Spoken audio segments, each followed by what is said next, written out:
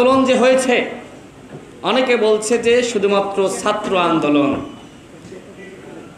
এটি শুধুমাত্র ছাত্র আন্দোলন নয়, এটি গণ আন্দোলন ছিল, যে আন্দোলনে ছাত্ররা, যুবকরা, শ্রমিকরা, প্রত্যেকটা পেশার মানুষ যে আন্দোলনে অংশগ্রহণ করেছিল।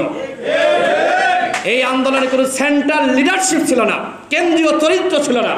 এই আন্দোলনে প্রত্যেকে যে যার জায়গা থেকে নেতৃত্ব দিয়েছে। সুতরাং আজকে যদি কেউ দাবি করে আমি এই আন্দোলনের নেতা, আমি সব করেছি, আমাদের নেতৃত্বে সব হয়েছে, তাহলে তারাও সেই আওয়ামী চেতনার স্টাইলে আওয়ামী লীগকে যেভাবে মানুষ ঘৃণা করছে, কেউ যদি দাবি করে তাদেরকে মানুষ ঠিক একইভাবে ঘৃণা করবে। যারা সমন্বয়ক ছিল তাদের পুলিশ হেফাজতে নেওয়া হলো। যখন ইন্টারনেট ব্ল্যাক আউট করা হলো, যখন কেউ কোনো দিক নির্দেশনা পাচ্ছিল না, তখন ওই শনি রাকড়া যাত্রাবাড়িতে যুব অধিকার পরিষদের সভাপতি মঞ্জুর মোর্শেদ, সাধারণ সম্পাদক নাদিম হাসান, আমাদের মুজাহিদরা সেখানে তারা সংগ্রাম গড়ে তুলেছিল। কোনো ইন্টারনেট ছিল না, কোনো নির্দেশনা ছিল না। এই আন্দোলন যে হয়েছে, অনেকে বলছে যে শুধুমাত্র ছাত্র আন্দোলন। এটি শুধুমাত্র ছাত্র আন্দোলন নয়, এটি গণ আন্দোলন ছিল, যে আন্দোলনে ছাত্ররা, যুবকরা, শ্রমিকরা, প্রত্যেকটা পেশার মানুষ যে আন্দোলনে অংশগ্রহণ করেছিল। এই আন্দোলনে কোনো সেন্ট্রাল লিডারশিপ ছিল না, কেন্দ্রীয় চরিত্র ছিল না। এই আন্দোলনে প্রত্যেকে যে যার জায়গা থেকে নেতৃত্ব দিয়েছে। সুতরাং আজকে যদি কেউ দাবি করে আমি এই আন্দোলনের নেতা, আমি সব করেছি, আমাদের নেতৃত্বে সব হয়েছে, তাহলে তারাও সেই আওয়ামী চেতনার স্টাইলে আওয়ামী লীগকে যেভাবে মানুষ ঘৃণা করছে, কেউ যদি দাবি করে তাদেরকে মানুষ ঠিক একইভাবে ঘৃণা করবে।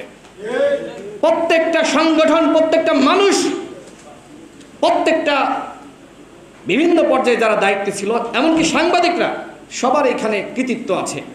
সবার সম্মিলিত প্রচেষ্টায় আমরা শেখ হাসিনা স্বৈরাচারের হাত থেকে আমরা রক্ষা পেয়েছি। যুব অধিকার পরিষদের মোহাম্মদ কামরুল ইসলাম, তিনি গাজীপুর মহানগর যুব অধিকার পরিষদের সহসভাপতি ছিলেন। শেখ নয়ন হবিগঞ্জ জেলা যুব অধিকার পরিষদের সদস্য ছিলেন। জহিরুল ইসলাম যুগ্ম আহ্বায়ক দেবিদার উপজেলা কুমিল্লা। সাইফুল ইসলাম আহ্বায়ক দুর্গাপুর উপজেলা নেত্রকোনা। এই চারজন যুব অধিকার পরিষদের নেতা শহীদ হয়েছে। আমরা তাদের প্রতি শ্রদ্ধা জানাই। মহান আল্লাহ রাব্বুল আলামিন তাদেরকে শহীদি মর্যাদা দান করুক, সবাই বলেন আমিন। এভাবে আমি তো যুব অধিকার পরিষদের কথা বললাম, এরকম যতগুলো যুব সংগঠন রয়েছে, যুব দল থেকে শুরু করে অন্যান্য যুব সংগঠন, সকল সংগঠন এবং পর্যায়ের নেতৃত্ব কর্মীরা তারা জীবন দিয়েছে।